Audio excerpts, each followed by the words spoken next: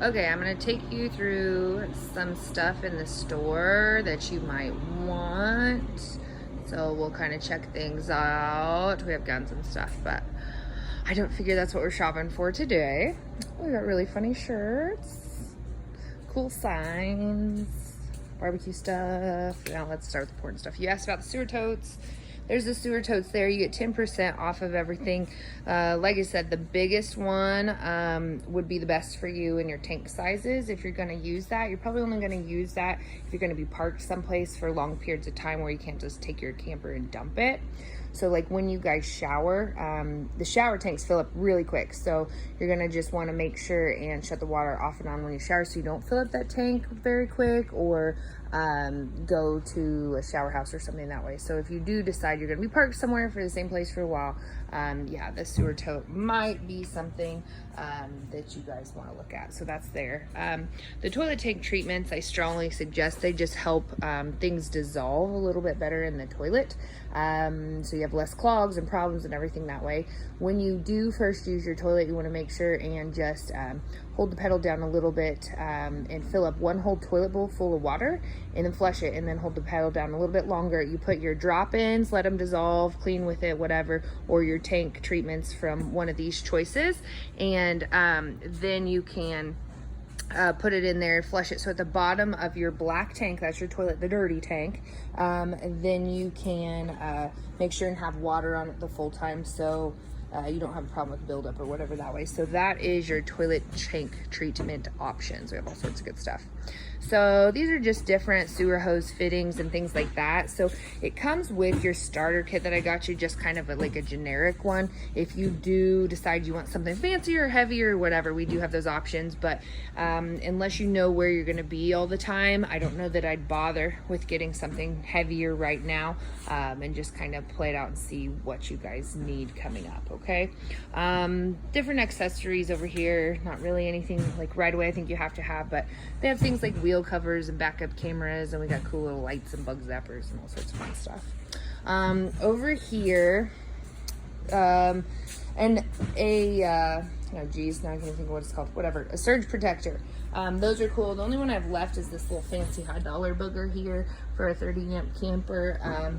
I know you can get a little bit less fancy ones, a little bit cheaper, but that one would be 10% off there. It's not a bad idea to have, especially if you're going to park at random places that you're not quite sure on what they're going to have. And then here is just different adapters, which your camper is a 30 amp, I believe. If it's not, I will double check. If it is a 50 amp, then what you're gonna need is this little adapter right here, which I'm just gonna throw in for you.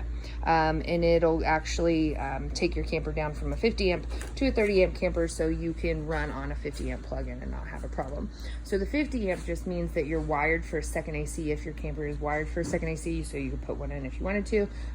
But most campers in the size that you got will just run with the one AC because it's ducted all the way through. So just different adapters. You do have the 30 amp to 110 adapter already included in your camper, so you don't need to worry about anything like that. The only other things too here, we have a big problem out here with mud daubers getting into the heater vents. So your heater vents probably like either this size or this size, and something that way. So if you decide you want like the covers on there, you would be 10% off of whatever size we need. So just let me know if that's something you guys might want. This is just all our fun stuff, our clearance section. Our funny shirts. We got more coming in whenever Dad decides to pick them up. More clearance stuff. RV toilet paper. One set does come in the starter kit that I got you. Yard games are 25% off, so if you need anything really cool there. You do have a water regulator that's going to come with your starter kit, which looks like this here. So basically what that does is it restricts the flow. So if you go somewhere and plug in and the water flow goes really high and low or whatever, you don't have an issue with it in your lines. Sometimes it does restrict too much though, where you don't have enough water flow coming through your camper. So if that's the case, just take it out. You can always adjust your water pressure from the hydrant, so you don't necessarily have to have that, but if something's irregular, it's not a bad idea. I would make sure and use your RV water hose. That does come with the starter kit in there. It's just a shorter one, but even if you need something longer, I would definitely just upgrade to a little bit longer RV hose. With the garden hoses, they just don't last as long and stuff can break apart and come through your camper, and you don't want that happen to your new camper.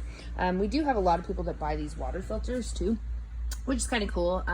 Just the filters the water that comes through your camper, less harsh water coming through and things that way. So just a neat little option. The rollover levels that I talked to you about, those are here. So like I said, you would put them in front of the low side, the 2 axles there, and then just roll up until you're level, and then you just chalk it on the back side. So you need 2 of those if you decide to do that. Underneath all of your jacks, you're gonna want some sort of blocks, or even these bigger blocks, or at least some pads. But I would say if you can block up your stabilizer jacks as high as you can, it'll take less, it'll make your camper have less wiggle and just make it a little more stable if it's windy or something. So it might not be a bad idea to like get a set of blocks or pads or something that way, but just definitely wouldn't put it straight to the ground. And especially on your hitch, on that power tongue jack, I would just definitely stick something underneath there. So if you want pricing on any of that, or any of these lighter, blocks you can just stack together so you don't have to mess with wood, just let me know. Like I said, you get 10% off everything. So these are just different accessories over there, different sink covers, just trash cans, all sorts of fun stuff. An extra little fridge fan. Sometimes on the gas electric fridges in your camper, they just don't cool as evenly as like a residential one. So some people add this little fridge fan right here and just kind of help it circulate better. But just make sure and keep the things away from like the fins on your fridge, and that'll help that too. So that's the store stuff. Any questions or want to see anything else, just let me know.